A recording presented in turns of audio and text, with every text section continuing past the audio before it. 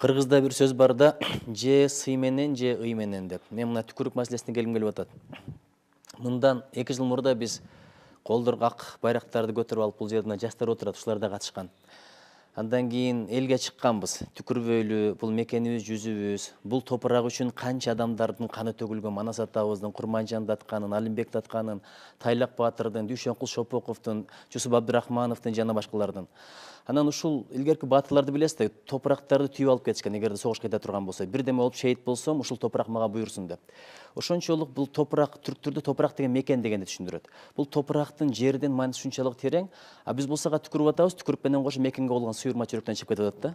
Бул бир. Экинчиден, чет өлкөдөн келгендер менен сүйлөшүп көрсөм айтат, жаратылышыңар жакшы, бирок элиңердин түкүргөнү жакпайт деп. Чындап эле мен батыш чыгышта окудум, Япониядабы, Америкадабы, Европадабы.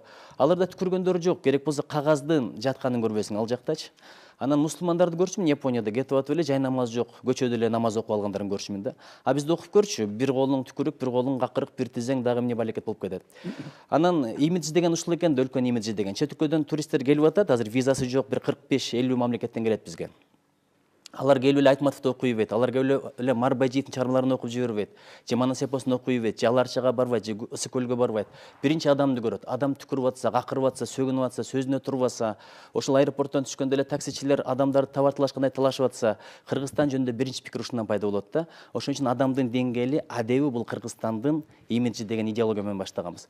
Анан держава деген бул күчтүү мамлекет. Мисалы, Россия бул согуш державасы, Япония технология державасы, Кытай болсо бардыгын державасы болуп баратат. Америка экономика державасы. А Кыргызстан эмненин державасы? Чын-чынына келгенде, мисалы, космодром курганга же атом бомбасы чыгарганга миллиондогон долларлар керек. Бирок түкүрбөй коюш үчүн, сөгүнбөй коюш үчүн, кичпейил болуш үчүн, улууга урмат көрсөтүш үчүн, ыргытпай коюш үчүн, какырбай коюш үчүн бир да тыйындын кереги жок да. Ушу бир тыйын кетирип эле биз адеп державасын куралы деген идеология менен чыкканбыз. Анан эми айттык, дедик, адамдарга жакшы сүйлөдүк, түшүнгөн түшүнүп, түшүнбөгөн жок. Элибизде иман бар экен, көпчүлүгү мындай түшүнүп эле кабыл алды. Бирок ишиң эмне дегендер дагы болду да. Мына арадан 2 жыл өттү, эми болсо мына мыйзам кирди.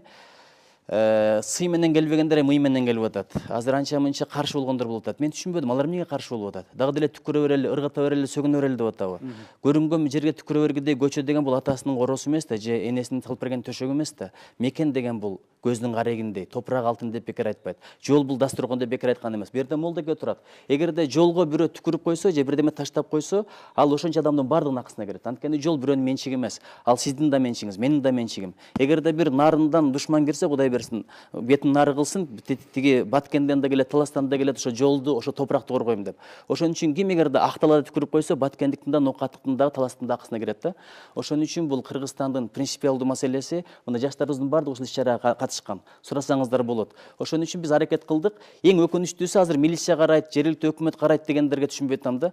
Бул ар бирибиз бирибизге карашыбыз керек. АТН катыш керек бул долбоорго. Ушул мыйзам ишке ашышына. Мугалимдер, биз бардыгыбыз бирибизге. Ар бир адам өзүнө болгон сый экенин түшүнбөй атат да көп учурда. Ошо да эми керек болсо ким мыйзам бузса, мен да барып айтам. Барып айтам, жакшылыкчы айтам. Болбосо керек болсо сүрөткө тартып чыгарам. Баягы саткынчы, стукач деген түшүнүк болбош керек да. Бул жерде мекендин келечегине жөнүндө сөз болуп атат. Адеп жөнүндө, иман жөнүндө, имидж жөнүндө.